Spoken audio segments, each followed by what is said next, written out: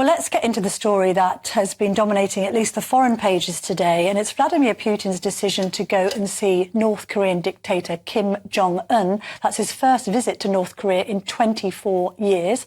We're joined by Dr. Edward Howell, lecturer in politics at the University of Oxford and the Korea Foundation Fellow at Chatham House. Lovely to see you this evening. Thank you very much indeed for joining me. What's Putin trying to achieve with this visit? Good evening, and thank you very much for having me. This visit was not unexpected. We know that Kim Jong-un met Putin in Russia last September, and this was an act of reciprocity. What it highlights, though, is that this is both a transactional relationship between Russia and North Korea.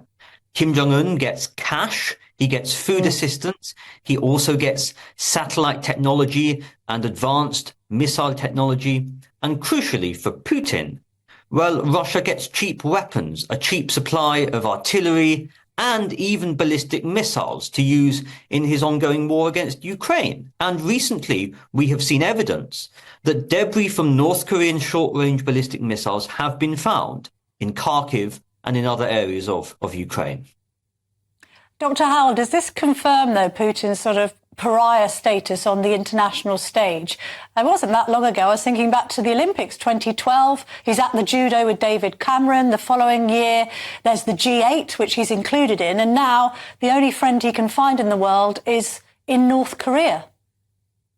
It highlights Putin's isolation, the fact that he's had to reach out to, well, the Soviet Union's former Cold War client of North Korea is an act of desperation.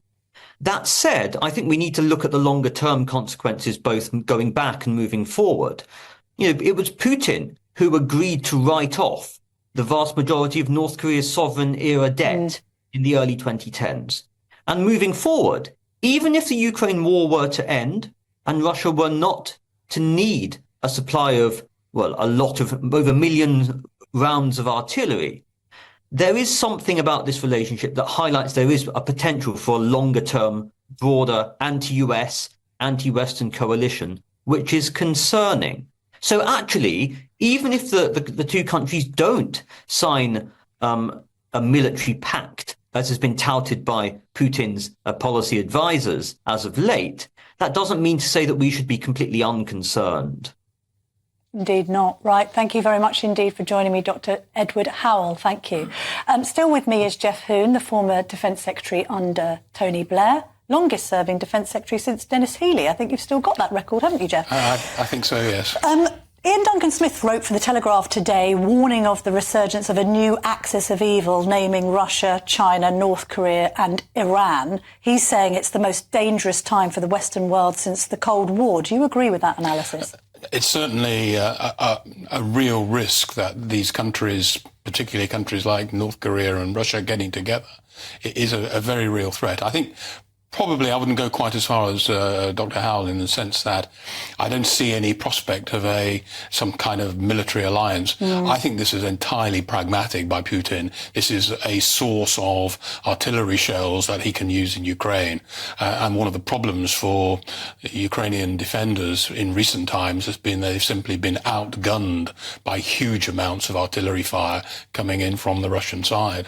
What's your assessment of Ukraine? I'd be intrigued to know how you think, for instance, Tony Blair might have reacted to the invasion and whether you support the government's action in support with aid and weaponry and Rishi Sunak's entire approach. When I was Europe Minister in 2006, I actually visited the next wave of countries who were thinking about joining the European Union, places like Ukraine, Georgia, Moldova, Armenia.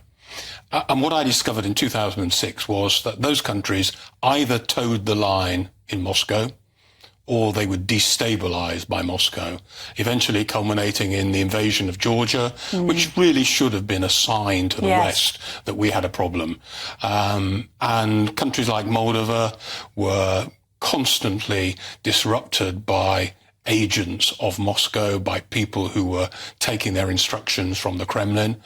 And in a sense, Ukraine is a logical development from the Kremlin's perspective of that policy. They thought that the West, and indeed Ukraine, would simply roll over and allow him to do what he did in Georgia, which was to take control of sovereign territory internationally recognized, which again, of course, he's done in Ukraine. So it's vitally important that we support Ukraine. It's vitally important that we back them militarily in the way that the government have done. Do you think Blair would have taken that Boris Johnson robust approach, supporting Zelensky, not entertaining really, as actually Nigel Farage has done in the last 24 to 48 hours, an idea of sort of carving up land and a settlement? I'm absolutely sure from watching Tony Blair in action in a whole range of international situations that he would have stood by Ukraine absolutely day in, day out, because he would recognize that we cannot allow, in effect, a dictator like President Putin to take territory, to subjugate people, and to destroy an emerging democracy.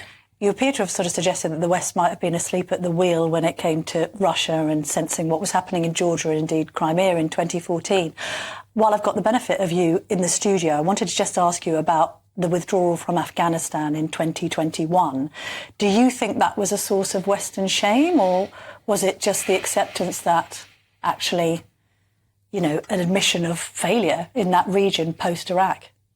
We worked really hard from the first time the British troops were deployed. I spent Christmas 2001 ensuring that there was a large peacekeeping force in and around Kabul.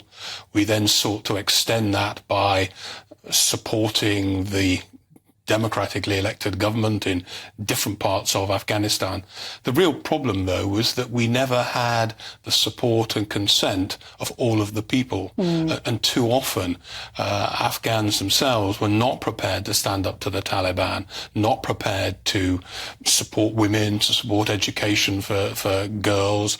And sadly, whilst it was a failure of the West, I can't avoid that, it was also a failure for the Afghan people themselves. Jeff Hoon, thank you very much indeed for joining me this evening. Great to speak to you.